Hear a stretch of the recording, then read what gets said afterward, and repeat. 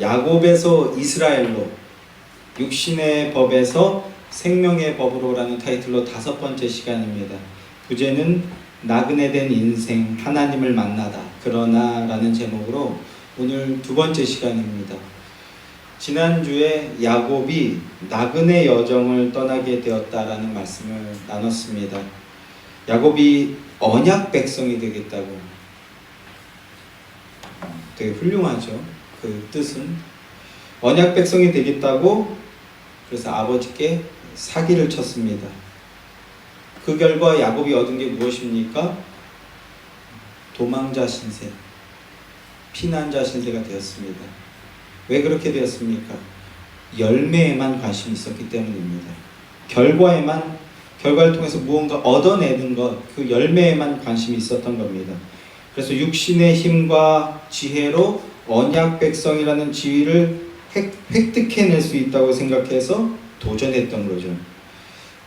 그러니까 그 본질이 사실은 하나님 사랑이 아니라 자아 사랑이 있었던 겁니다.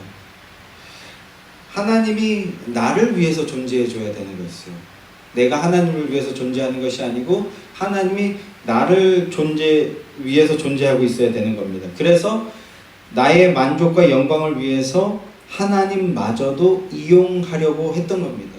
하나님께 사기치려고 했던 거예요. 무엇을 보여주는 겁니까? 그게 타락한 인간의 실체고 인간의 죄성이라는 겁니다. 언약이라는 복을 얻기 위해서 아버지 앞으로 나아갑니다. 자기 생각대로 복을 쟁취해냈습니다. 그런데 실제적 결과가 무엇이었다고요? 도리어 야곱의 죄성이 폭로되고 야곱은 죽음의 존재로 전락하게 되었습니다. 죄의 싹슨 사망이기에 사망의 존재로 전락해버렸어요. 이번에 우리가 지금 이 야곱 내러티브를 통해서 강조하고자 하는 부분이요, 야곱 설교를 얼마나 많이 들었겠습니까? 그런데 우리가 강조하고자 하는 부분이 바로 이 부분인데요. 언약은 관계 맺음입니다. 법적인 관계라는 것을 말씀드렸죠. 언약을 맺었더니 법적인 효력이 발동되고, 그래서 그 결과로 죄인인 게 폭로가 되었습니다. 에서에게는 안 나타난 현상이, 오히려 야곱이 죄인이구나, 죽음의 존재라는 것이 폭로되어진 겁니다. 이걸 문자화시킨 게 뭡니까? 이걸 문자화시킨 게 율법입니다. 육신의 소욕을 따름으로 성령을 거스르는 존재임이 폭로되어진 겁니다. 그리고 그것이 400년 후에 나타나게 되는 율법의 기능이라는 거예요. 죄인인 것을 폭로하여서 하나님의 은혜를, 하나님의 의를 찾고 구하게 만드는 것. 그러니까 아버지 앞으로 나아가게 됨으로써 도리어 죄인인 것이 폭로되어졌다라는 것은 십자가의 기능적 모형이라고 할 수 있죠. 십자가 앞으로 나아가면 먼저 이 일이 일어난다는 겁니다. 그런데 우리는 야곱이 이스라엘로 된 것처럼 거기에서부터 생명의 은혜가 시작된다라고요. 성령은 육신의 소욕을 거스릅니다. 육신은 성령의 소욕을 거스르지만 우리 성령 하나님은 육신의 소욕을 거스릅니다. 그리고 성령 하나님은 우리 마음에 무엇 하십니까? 하나님 사랑을 부어주십니다. 그러니까 결론은 자아 사랑의 화신인 이 야곱이 하나님 사랑의 존재로, 이게 인간의 능으로는 불가능한 이 일이, 이 대변혁이, 이 은혜의 기적이 일어나게 된다라는 겁니다. 야곱의 내러티브를 통해서, 야곱 사건을 통해서 우리는 이 길로 나아가 우리의 믿음으로 고백되어져야 한다라는 것입니다. 그래서 지난 시간에 가나안을 떠나서 하란으로 가게 되었다, 이 말씀을 나눴습니다. 아버지의 품을 떠나게 된 겁니다. 아버지의 품을 떠나는 것은 언약에서 이탈되는 것을 의미합니다. 그런데 출발하자마자 어떤 일이 벌어지게 되었습니까? 다시 한번 우리 읽어볼게요. 10절부터 12절까지 말씀 한번 합독하겠습니다. 10절부터 12절까지입니다. 시작. 야곱이 브엘세바에서 떠나 하란으로 향하여 가다니 한 곳에 이르러는 해가 진지라. 거기서 유숙하려고 그곳에 한 돌을 가져다가 베개로 삼고 거기 누워 자더니 꿈에 본즉 사닥다리가 땅 위에 서 있는데 그 꼭대기가 하늘에 닿았고 또 본즉 하나님의 사자들이 그 위에서 오르락내리락 하고. 자, 해가 진지라. 우리가 이거 가지고 지난주에 말씀 나누지 않았습니까?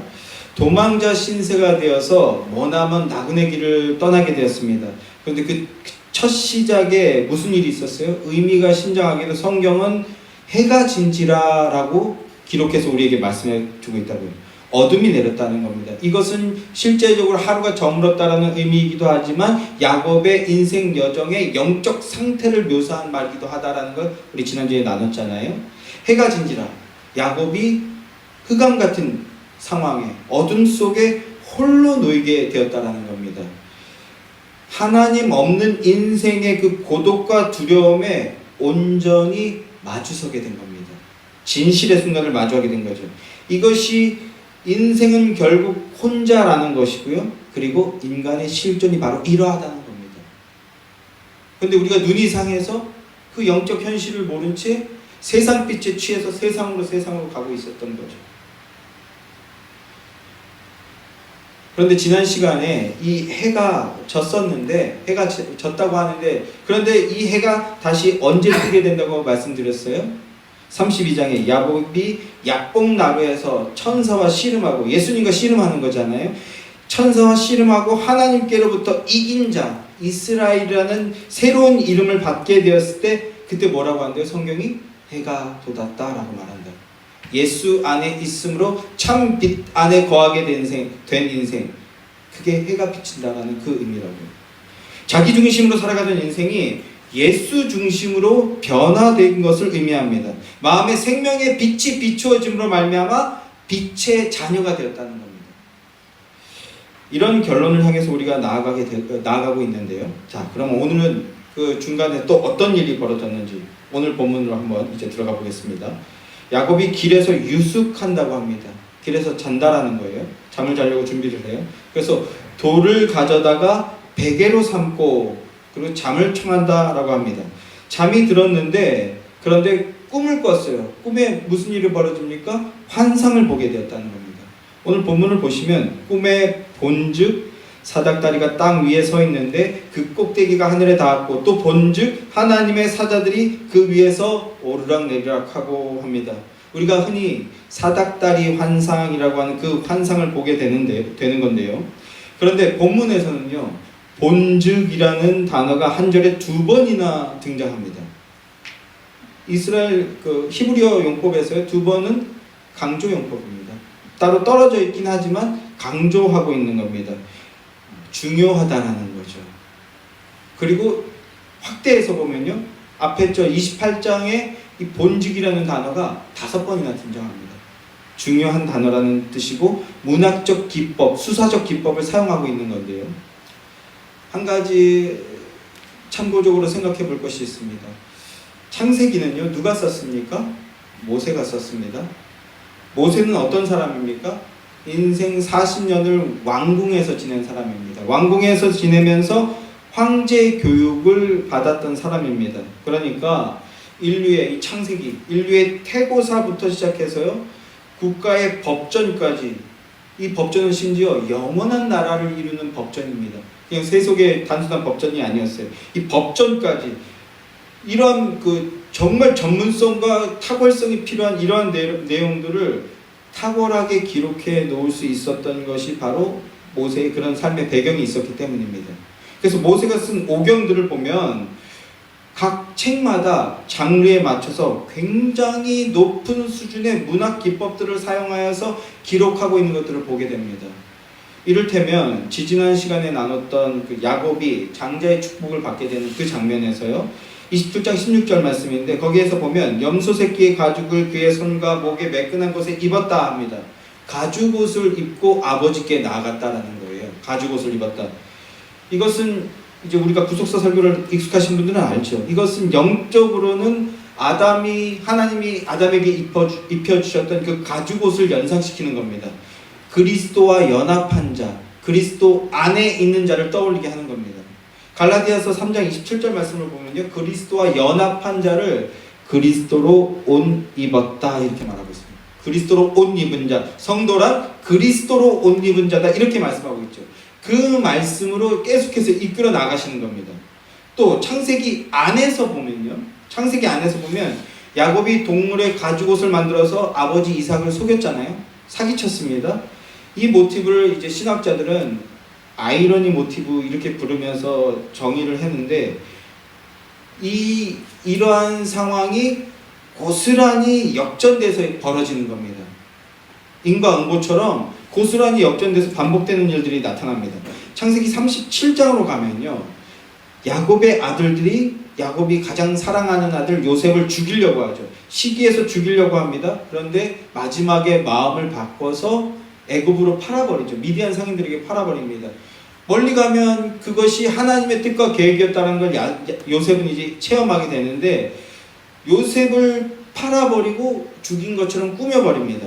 그리고 야곱에게 아버지께서 사랑하시는 아들이 죽었습니다라고 얘기했는데, 그때 그들이 그 증거물로 무엇을 내놓습니까? 한번 보죠. 37장 31절 32절 말씀입니다.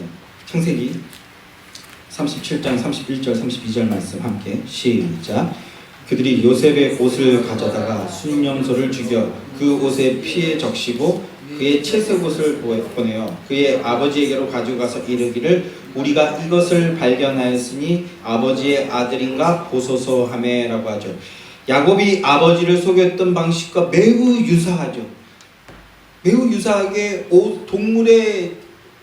동물을 죽여서 찢어서 거기에서 나온 피를 옷에다 섞어서 그것을 증거물로 보이면서 보소서, 이것이 아버지의 아들의 옷이 아니니까, 이렇게 하는 겁니다. 모세가 이 부분을 독자들이 직관적으로 바라볼 수 있도록 그렇게 기록해서 우리에게 넘겨주고 있는 거죠. 이걸 보는데 약간의 훈련이 필요하지만, 이제 이런 훈련이 되어진 사람들은 한 가지 얘기만 계속해서 반복하고 있구나, 한 가지 얘기를 이렇게 얘기하고 있구나, 한 가지 이야기를 하려고 이렇게 다양한 기법과 장치와 역사와 문명을 이렇게 이용하고 있구나, 그렇게 되는 거예요. 그 한 가지 얘기는 뭡니까 그러면요? 그 한 가지 얘기는요, 하나님이 우리를 사랑하신다는 그 얘기입니다. 거기로 가야 되는 거예요. 하나님이 세상을 이처럼 사랑하사 아들 독생자를 아끼지 않고 우리에게 우리가 멸망치 않고 영생을 얻게 하시려고 이 모든 일들을 한결같이 이루어내셨구나. 모세도 지금 그걸 우리에게, 그리로 우리를 끌고 가려고 하는 거예요. 야곱은 그 증거물을 보면서 모르긴 몰라도 기시감을 느끼지 않았을까요? 이게 뭐지? 이게 뭐지? 뭔지 모르겠는데 마음이 힘이 드네? 영적으로 살아있는 자라면 이런 현상을 겪었을 거라고 저는 생각합니다. 독자들에게 이러한 힌트들을 계속해서 던져주고 있는 건데요. 본 김에 한 곳만 더 보겠습니다. 우리가 읽은 37장 32절 말씀에서요, 형제들이 요셉이 죽었다고 거짓말을 하면서 뭐라고 얘기합니까? 보소서라는 단어를 쓰죠. 모세가 이 단어를 함축적으로 이 단어를 쓰는 겁니다. 함축적으로 보소서라고 말하는데요, 야곱에게 찢긴 옷을 보여주면서 보소서합니다. 죽었다는 거죠. 직관적으로 그리고 함축적으로 메시지를 전달해 주는데, 그런데 38장으로 한번 가보겠습니다. 38장으로 가면 야곱의 넷째 아들 유다에게 또다시 야곱에 있었던 그 아이러니 모티브를 통해서 역전이 일어나는 것을 또다시 보게 됩니다. 38장 25절 말씀입니다. 함께 읽을까요? 시작.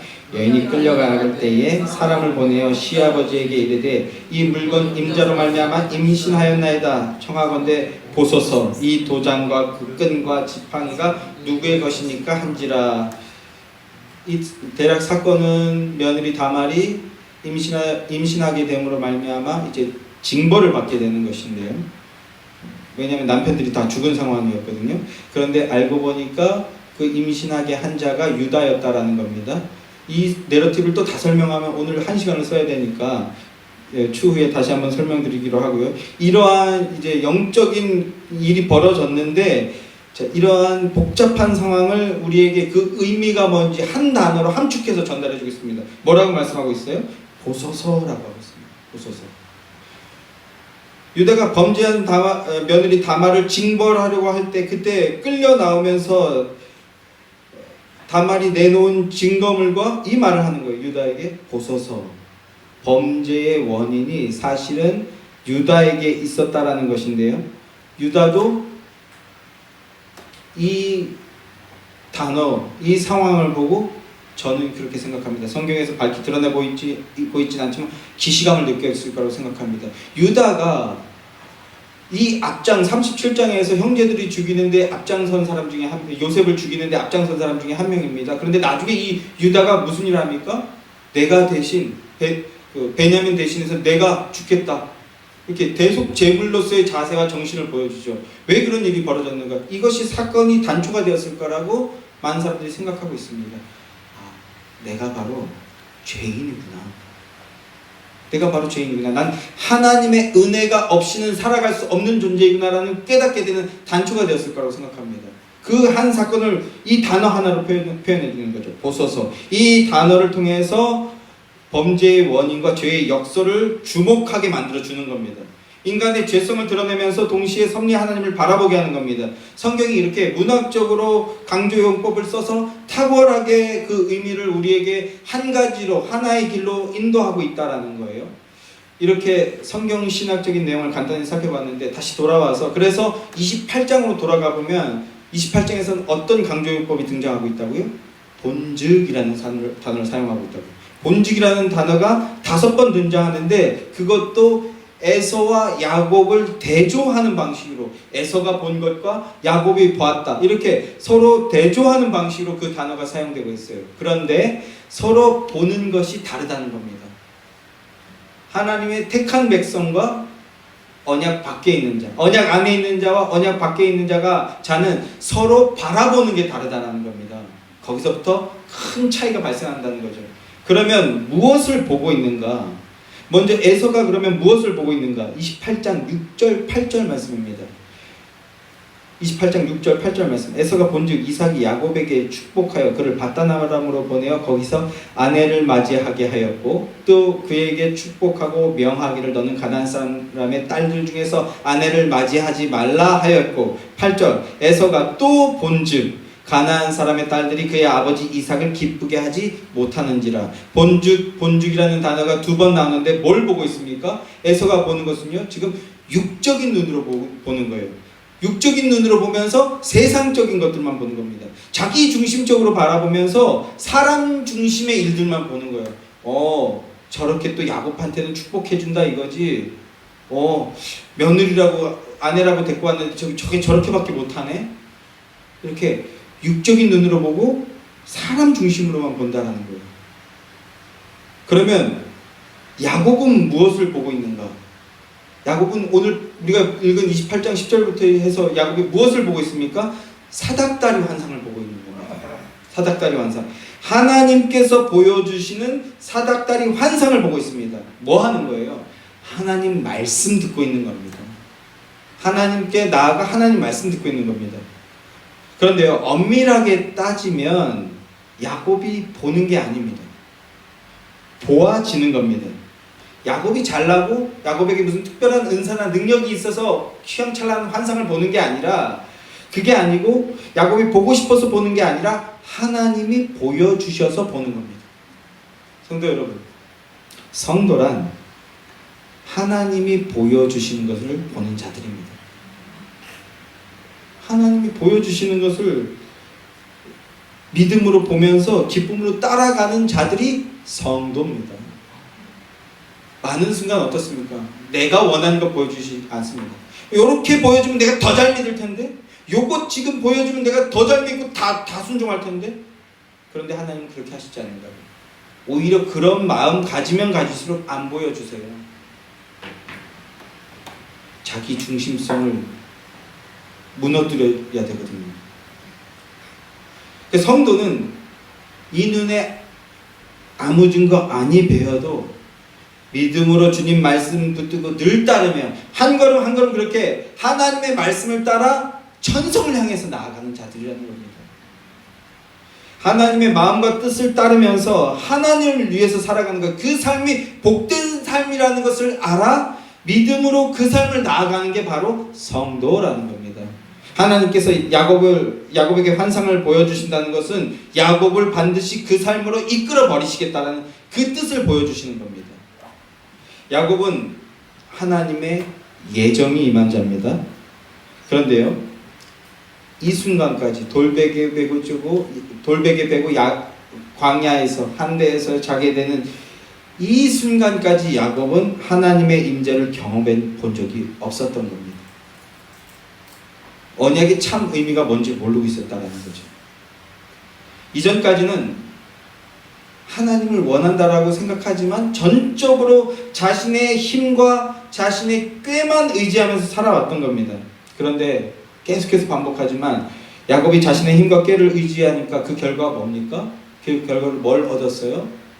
고독과 두려움을 마주대하게 됐습니다. 그것은 하나님을 잃은 인생은 결국 혼자일 뿐이라는 것, 그리고 죽음에 대한 두려움, 생존에 대한 근원적인 두려움에 빠져서 헤매고 있는 것이 인간의 실존이라는 걸 보여주는 겁니다. 인간은 스스로 이 문제를 해결할 수가 없어요. 그런데 그런 야곱에게 하나님이 찾아오신 겁니다. 하나님이 직접 오셨어요. 직접 오셔서 당신의 마음과 뜻이 무엇인지 보여주고 계신 겁니다. 그것이 본즉이라는 단어가 나타내고자 하는 진의입니다.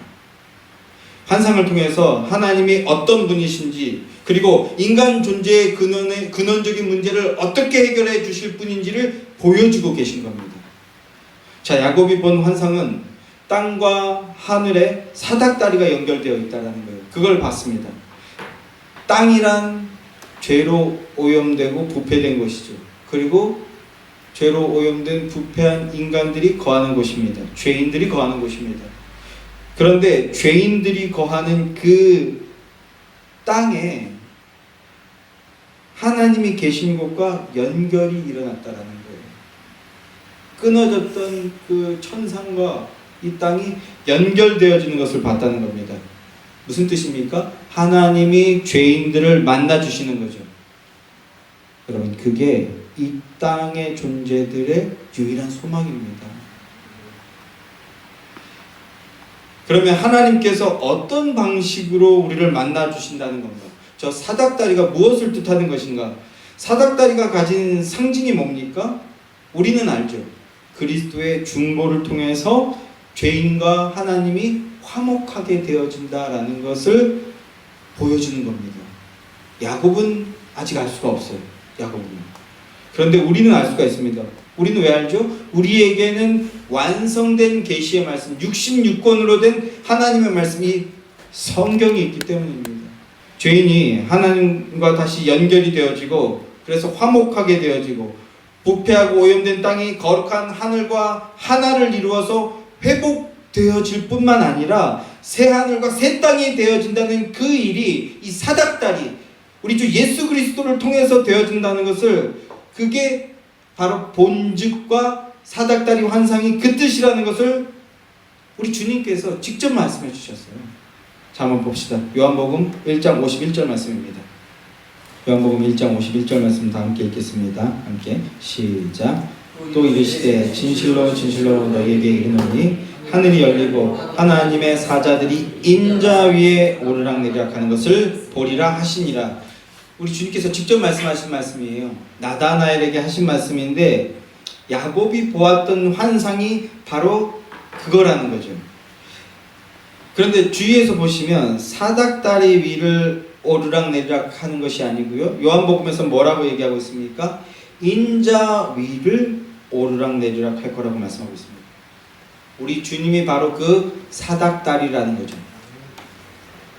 사기치다가 망하고 생명의 위험 때문에 도망가는 야곱의 인생이 회복되어질 건데, 참된 길로 가게 될 것인데, 그 방법이 사닥다리라는 거예요. 근데 그 사닥다리란 우리 주님이라는 겁니다. 우리 주님을 통해서 야곱의 인생이 회복되어지고, 야곱은 뭡니까? 교회잖아요. 교회의 인생, 성도의 인생이, 죄악된 인생들이 회복을 이루게 될 거라는 겁니다. 하나님과 얼굴을 맞대고 참된 화목의 길, 평강의 삶을 누리게 될 거라는 겁니다. 야곱이 본 환상은 야곱이 그토록 원하던 장자의 권이 무엇인지를 알려주는 거였어요. 그때 야곱은 깨달지 못했지만 바로 예수 그리스도가 진정한 장자이시다라는 걸 사닥다리를 통해서 보여주셨던 겁니다. 야곱이 이스라엘이 됩니다. 이스라엘은 교회를 상징하는 거라고요. 그리고 우리가 교회입니다. 이 건물이 교회가 아니고 이건 교회 당이고 우리가 교회라고요. 죄인이 예수 그리스도의 중보를 통해서 그리스도가 중보자 되어주심을 믿을 때 죄인이 의인이 되고 교회가 되어진다는 겁니다. 회복되어지고 하나님 나라가 되어진다는 겁니다. 그것을 미리 힌트에서 보여주고 있었던 겁니다. 그러니까 창세기를 통해서 우리는 거기까지 가야 된다고요. 사랑하는 성도 여러분, 믿음으로 사닥다리이신 예수 그리스도를 바라보시기 바랍니다. 그러면 야곱과 같던 인생이 어둠 속에서 홀로 돌을 베개 삼아 잠을 청하던 그 인생이 언제 어떻게 죽을지 모르고 살 수 있을까 두려움에 근심 염려하던 그 인생이 야곱이 이스라엘이 되어지는 겁니다. 하나님 나라가 되어지는 겁니다. 사랑하는 성도 여러분들도 믿음으로 예수 그리스도를 바라봄을 통해서 그 복 누리시게 되길 주님의 이름으로 축원합니다. 자, 환상을 통해서 환상을 본 후에 무슨 일이 벌어집니까?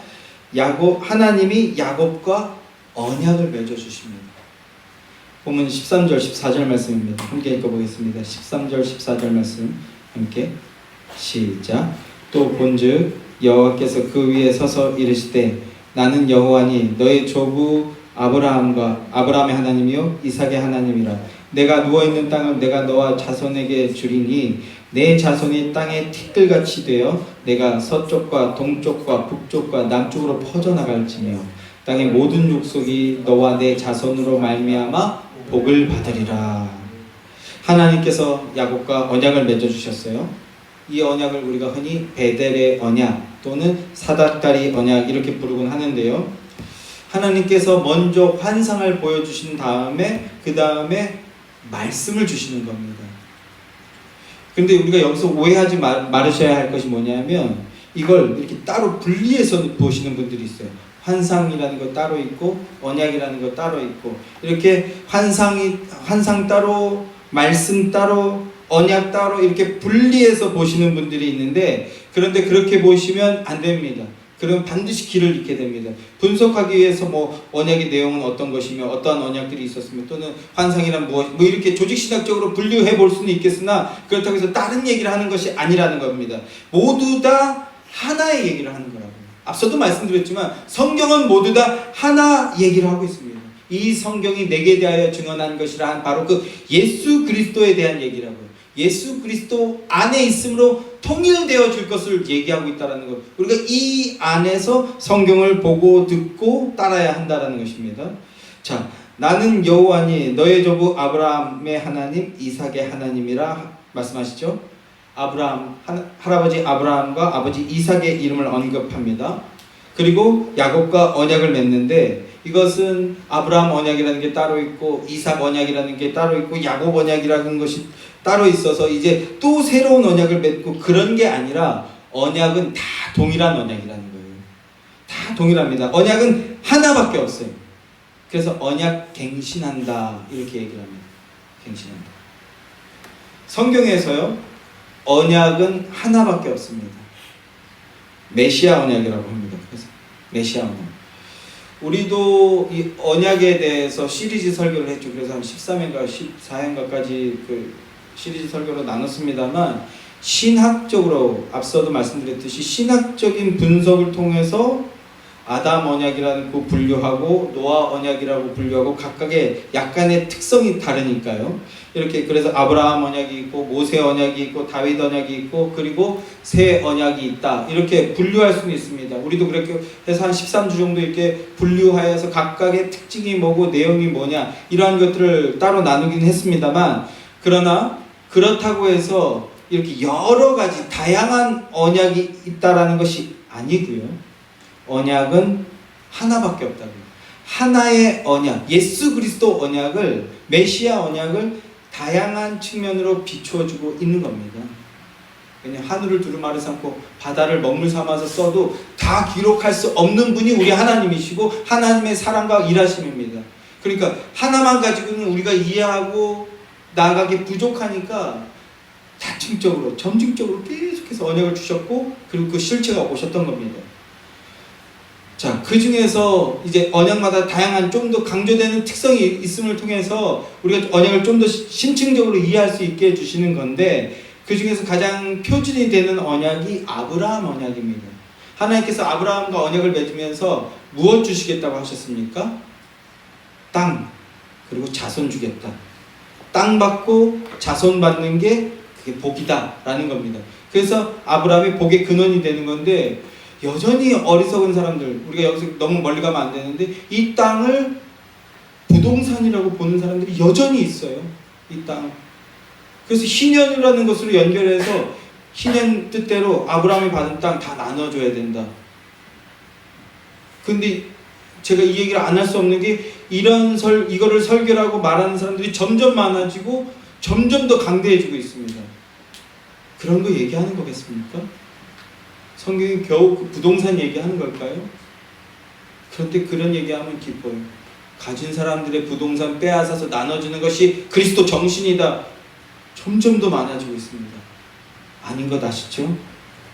우리가 거기에 선동당하지 말고, 그런 게 아니라 예수 그리스도입니다 라고 말씀해 주셔야 된다는 거예요. 아브라함에게 땅과 그 다음에 자손을 주겠다고 했는데요, 땅은 아브라함에게 언약했던 땅은 가나안 땅이었습니다. 그리고 자손은요, 갈라디아 3장 15절 가면 뭐라고 합니까? 자손 드리라고 하지 않고 단수로 얘기했다. 그리고 그 자손은 누구다? 그리스도다 라고 얘기하고 있잖아요. 땅도 그리스도고 자손도 그리스도입니다. 그런데 직접적으로 바로 땅이 그리스도입니다, 교회당이 그리스도입니다 하면 이해를 못해요. 먼저 땅을 보여준 다음에 그 땅에 살지만 이 땅은 예수 그리스도다, 뭐냐, 영원한 천성에서 예수 그리스도와 사는 거 얘기하는 거다, 이렇게 해야 알아들을 수 있는 겁니다. 그래서 땅 먼저 육신적인 자손과 이런 물질적인 땅을 먼저 보여줬던 겁니다. 그래서 이 언약이 다윗 시대에 1차적으로 성취가 됩니다. 신정왕국 이스라엘을 주시고, 그리고 그 일들을 다 통일시켜 버리셨죠. 그게 뭐예요? 하나님 나라는 이러하다라는 모형으로 줬던 겁니다. 그것도 실체가 아니에요. 그것도 다윗 언약으로 해서 이제 좀 더 구체화됩니다. 다윗이 통일시킨 다음에 이제 언약을 주셔요. 그래서 이스라엘이란 영원한 천성의 하나님 나라를 모형하는 것이고, 하나님 나라란 예수 그리스도를, 진정한 왕이신 예수 그리스도를 왕으로 모시고 그분의 통치와 다스림을 받는 거다. 그리고 그 나라는 어디서부터 시작돼야 돼요? 이 땅에서부터 돼야 되는 겁니다. 그 통치와 다스림은 뭡니까? 정의로서, 정의가 하수처럼 흐르니까 불의한 자들, 기득권들 때려잡는 겁니까? 아닙니다. 예수님이 그 통치 어떻게 이루셨습니까? 십자가로 이루셨잖아요. 저 원수 같은 거 저거는 그냥 꿀밤을 한 대 줘야겠다가 아니고, 사랑하기 때문에 섬기는 겁니다. 그게 그리스도의 통치 방법입니다. 나의 죽음으로써 그를 살려야겠다. 이 복음의 기쁨을 누리는 겁니다. 이 통치를 모형하고 있었던 거예요. 그래서 예수 그리스도가 다스리는 나라는요, 정의만 있는 나라도 아니고요, 사랑만 있는 나라도 아닙니다. 사랑과 정의로 통치되는 나라입니다. 사랑과 정의로 통치되는 영원 무궁한 나라, 은혜의 나라를 언약으로서 미리 보여주고 계신 겁니다. 이렇게 모든 언약은 하나의 내용으로 향하고 있는 겁니다. 다양한 측면으로서 비춰주면서 하나의 결론으로 다다르게 하는 겁니다. 결론이 뭐라고요? 예수 그리스도로 복 주겠다는 겁니다. 예수 그리스도 안에 있는 게 복이라는 겁니다. 예수 그리스도 안에 있는 그 복 누리시는 여러분들 되기를 주님의 이름으로 축원합니다. 이제 그 언약이 야곱에게 계승되고 있는 겁니다. 구속사가 전진하고 있는 거죠. 아브라함은 죽었습니다. 이삭도 구속사의 무대에서 그 역할을 다하고 퇴장하고 있는 중입니다. 그런데 하나님이 아브라함과 이삭을 언급하신다는 것은요, 그 사람들을 띄워주는 게 아니에요. 우리끼리는 그런 역할을 해야 되지만 서로 리스펙하고 존경하고 존중하고 이런 모습 통해서 서로 섬기는 거 우리는 해야 됩니다. 우리는 육신이 연약하니까. 그러나 하나님께서는 지금 그런 거 하는 게 아닙니다. 공치사 하시는 게 아닙니다. 무슨 말씀하시는 겁니까? 사람은 죽고 결국 흙으로 돌아가지만, 그러나 우리 하나님은 영원하시고, 그래서 그 하나님의 언약은 영원 무궁하다는 겁니다. 그리고 그 언약을 베풀어 주시는 우리 하나님은 신실한 분이시다라는 걸 지금 말씀해 주는 겁니다. 그래서 내가 아브라함의 하나님, 이삭의 하나님, 야곱의 하나님으로 지금 너와 있노라고 하는 것은요, 내 언약은 영원 무궁하고 나는 신실하게 반드시 그 언약을 너에게 이루어 주겠다, 그 약속해 주시는 거라고요. 그분이 바로 우리 하나님이십니다. 우리 하나님의 약속은요, 반드시 이루어지십니다. 저에게도, 여러분에게도, 예수의 교회에게도 반드시 이루어짐을 믿고 붙드는 여러분들 되시길 주님의 이름으로 축원합니다. 이렇게 야곱과 메시아 언약을 갱신하시는데 그 내용이 뭡니까? 내가 누워있는 땅을 너에게 주겠다. 내 자손이 티끌같이 되어서 많아지고 땅의 모든 족속이 너로 말미암아 복을 받으리라 합니다. 야곱이 피난 가는 신세인데, 도망자 신세인데 무슨 복인가, 이런 생각이 들 겁니다. 그러나 우리 주님은요, 불가능을 가능케 하시는 하나님이십니다. 그 하나님의 신실하심을 보여주고 있는 겁니다. 나는 확실하다. 나는 변하지 않는다. 내가 하고자 하는 것은 반드시 되어진다. 그렇게 당신이 전능의 하나님이심을 나타내 보여주시는 겁니다. 하나님께서 야곱을 하나님처럼 그렇게 거룩한 자로 만들어내시겠다라는 거죠. 그리고 교회도 그렇게 만들어내시겠다라는 겁니다. 그래서 하나님의 인내하심이 있는 거예요. 그럼 어떻게 만들어내신다라는 겁니까? 성경이 복과 은혜를 준다고 하는데요, 그 복과 은혜를 주시는 방식을 보면요, 한 가지 특이점이 있습니다. 세상과는 다른 특이점이 있어요. 언약을 받을 사람들의 능력을 극대화시켜서 그 능력으로 당당하게 복을 쟁취해내게 하는 것이 아니라, 성경을 보면 어떻게 합니까? 오히려 그 반대의 모습을 보여줍니다. 오히려 언약 백성들은요, 그 능력을 무너뜨려 버리십니다. 왜요? 육신의 법칙을 포기하게끔, 그래서 철저히 항복하며 나오는 상태가 되어야 그 복이 들어가기 때문에 그렇게 만들어 버리신다는 겁니다. 그게 뭡니까? 예수님께서 그걸 자기 부인이라고 하죠. 하나님이 주시는 복과 생명과 은혜는요, 다 무너지고 심령이 가난한 상태가 되었을 때에야 비로소 받을 수 있는 겁니다. 그런데 사람들은요, 곧 죽어도, 우리가 보기엔 이제 거의 죽어가는데, 근데 곧 죽어도요, 내가 할 수 있다고 생각합니다. 그래서 바라보지 않아요. 독뱀에 물려서 죽어가는데, 그래서 장대에 높이 들린 노뱀만 바라보면서 사는데 절대 고개 들지 않습니다. 왜 말이 되냐 그게. 내가 이만큼 버텼는데 좀만 더 버티면 되겠지. 그런데 복음서를 보면요, 구원받은 자들에게 한 가지 공통점이 있습니다. 어떤 공통점입니까? 딱 하나예요. 예수님 앞으로 나왔다는 겁니다. 그런데 어떤 이들이 예수님 앞으로 나왔습니까? 스스로 생각했을 때 자기가 문제가 있다고 생각하는 사람들이, 그 사람들이 예수님 앞으로 나왔습니다. 문제가 있는데, 그런데 자신에게는 그 문제를 해결할 능력이 없음을 인정한 자들만 예수님 앞으로 나왔습니다. 예수님 앞으로 나와서 죽음의 병을 고치고 새 생명을 얻게 됐습니다. 반면 문제가 없는 것은 아니지만, 그러나 자신은 문제가 없다고 생각하는 사람들은요, 절대 예수님 앞으로 나오지 않았습니다. 뭐 했습니까? 네가 하나님이면 내려와 봐라. 비난하고 조롱했습니다. 문제가 있지만, 그러나 얼마든지 해결할 수 있다. 버티고 버티면 언젠간 해내겠지. 이렇게 생각하는 사람들은 결코 예수님 앞으로 나오지 않았다는 겁니다. 자기의 의를 붙들고 있는 자들은 하나님이 주시는 생명의 의를 받아들일 수가 없습니다. 그래서 우리 하나님은요, 당신의 택자들에게 어떻게 하신다고요? 의도적으로 어둠의 시간, 어둠과 같은 상황을 허락하시는 겁니다. 의도적으로 고난을 주십니다. 어둠에 갇혔을 때 자기 힘으로 여기고 있던 그 모든 것들이 다 잘려나가서 더 이상 의지할 것이 없게 되었을 때 비로소 하나님을 바라보기 때문입니다. 캄캄한 어둠 속에서 희미하지만 한 줄기 빛이 비쳤을 때 그 빛에 온전히 집중하고 의지하게 되는 것처럼 비로소 하나님을 찾고 하나님을 바라고 하나님을 의지하게 되기에, 그렇기 때문에 하나님께서는 의도적으로 어둠을 주시고 무너짐을 허락하시는 겁니다. 나그네로 쫓겨가게 만들어 버리시는 겁니다. 야곱을 통해서 지금 그것 우리에게 보여주고 계신 거예요. 하나님을 바라고 찾고 구하게 되는 게 그게 우리에게 은혜이기 때문입니다.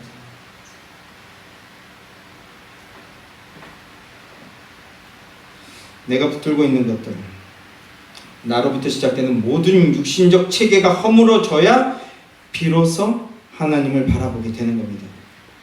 그리고 내가 이렇게 더러운 죄인인데, 근데 하나님께서 이런 나에게 와주셨구나, 이런 나를 만나주셨구나, 이런 나를 붙들어 주시는구나, 그때야 비로소 깨닫고 고백할 수 있게 되는 겁니다. 그때 우리 하나님은요, 우리를 어긋 안아 주신다고요.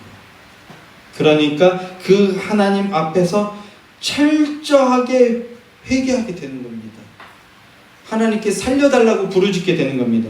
비로소 하나님이 보내신 아들의 복음, 십자가 복음이 나에게 진짜 복음이 되어지기 때문인 겁니다. 그게 뭐라고요? 그게 하나님의 사랑입니다. 사랑해서 그렇게 하시는 거예요. 주님이 없으면 나는 끝장난 인생이구나, 그렇게 깨닫고 고백하게 되는 것, 그래서 주님만 믿고 붙잡게 되는 것, 그게 복이고 은혜입니다. 하나님이 야곱에게 그 복 주실 것을 언약해 주시는 겁니다. 그리고 야곱 안에서 이스라엘이 될 자들, 누굽니까? 우리잖아요. 교회에게, 우리에게 그 복 주시기로 언약하고 계신 겁니다. 그 언약의 복을 누리시기를 간절히 소망합니다. 마지막으로 15절 말씀 보십시오. 15절 말씀. 15절 말씀은 그 언약을 다시 한번 재확인시켜 주시는 말씀입니다. 15절 말씀, 28장 15절 말씀 함께 읽겠습니다. 시작. 내가 너와 함께 있어 내가 어디로 가든지 너를 지키며 너를 이끌어 이 땅으로 돌아오게 할지라. 내가 내게 허락한 것을 다 이루기까지 너를 떠나지 아니하리라 하신지라. 하나님이 뭐라고 말씀해 주고 계십니까? 내가 너와 함께 있을 거다. 임마누엘이죠. 성경 전체에서 모든 이 말씀입니다. 내가 너와 함께 있을 거다. 언약 백성이 되었으니까 내가 너와 함께하며 내가 너를 지켜줄 거다. 그래서 여기까지 왔습니다. 내가 너를 이끌어 줄 거다. 그것 때문에 여기까지 왔습니다. 약속의 땅으로 돌아오게 할 거다. 그 은혜로 우리는 천상까지 가게 되는 겁니다. 내가 너를 지켜줄 거다. 이끌어 줄 거다. 약속의 땅으로 돌아오게 할 거다. 그때까지 내가 너를 떠나지 않을 거고 내가 다 이루어지게 해줄 거다. 그렇게 재확인시켜주고 있습니다. 어떻습니까? 너무나 벅차고 너무나 복된 말씀 아닙니까? 온 우주의 주인이 굳이 인생의 최밑바닥에 주저앉아 있는 그 야곱을 찾아와 주신 겁니다. 여러분은 언제 만났습니까? 저도 그 가장 밑바닥에 있을 때 그때 만났습니다. 하나님 그 자리까지 찾아가 주신다고 지금 언약해 주고 계시기 때문입니다. 그것뿐만 아니라 내가 너 지켜줄 거다. 이끌어 줄 거다. 함께하면서 다 이루어지게 해줄 거다. 이런 말을 해주고 있다고요. 여러분, 세상에 신이 있다고 칩시다. 하나님 말고 다른 신이 또 있다고 칩시다. 그런데 세상에 어디 이런 신이 있습니까?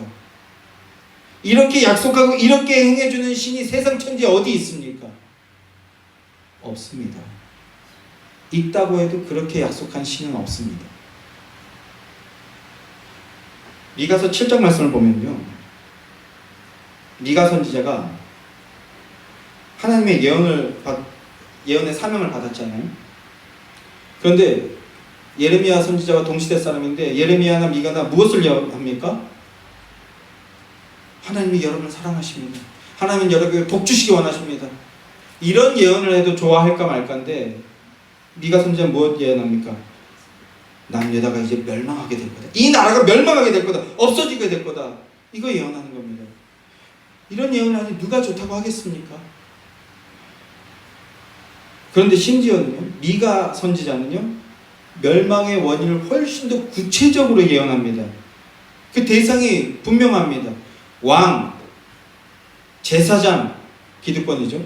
고관 대작들, 그리고 또 많이 가진 자들, 특별히 여기서 많이 가진 자들은요, 그래서 기독교 사회주의자들이 미가서를 아주 좋아하는데 특별히 뭘 많이 가졌냐면 땅 가진 자들, 땅 계속 얘기하거든요. 그들을 향해서, 그 권력자들을 향해서 너희 때문에 멸망하는 거다. 이게 미가 선지자의 예언입니다. 목숨을 내놔야 되는 거죠. 예레미야 선지자나 미가 선지자나 끊임없는 생명의 위협 가운데 있었습니다. 여러분, 예언하는 게, 하나님 말씀 대언하는 게 이러한 고통입니다. 그런데 하나님 주신 사명이기에 목숨 걸고 감당한 거죠. 그래서 죽음 직전까지 내몰리는 게 미가 선지자입니다. 근데 그러한 미가 선지자의 마지막이 어떻게 끝나냐 하면 이렇게 고백하면서 끝이 납니다. 미엘 카모카 이러면서 끝납니다. 이걸 줄이면 미카거든요. 미엘 카모카 이러면서 끝납니다.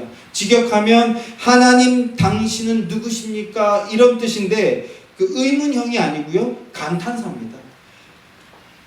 경애와 탄식으로 미엘 카모카, 이 세상 천지에 당신과 같은 신이 어디 있습니까? 합니다. 앞에서 땅 가진 자 너 때문에, 고관대장 너 때문에, 제사장 너 때문에 이 나라가 멸망한다. 그래서 죽음의 직면까지 내몰렸는데, 그런데 그 마지막 고백이 뭐냐 하면 미엘 카모카라고요.